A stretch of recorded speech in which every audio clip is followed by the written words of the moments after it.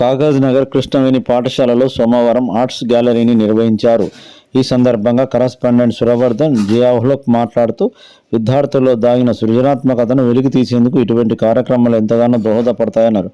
ఈ కార్యక్రమంలో పాఠశాల ఉపాధ్యాయులు, సిబ్బంది పాల్గొన్నారు. అనంతరం కేక్ కట్ చేసి నూతన సంవత్సర సంబరాలు జరుపుకున్నారు.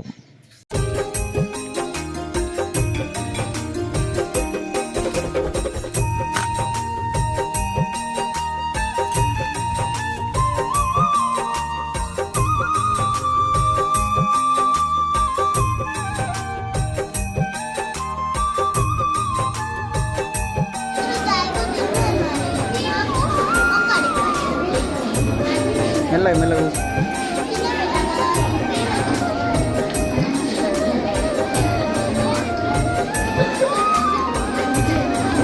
all the students who are there at the rooms with the presentation, so keep it aside and come to here for the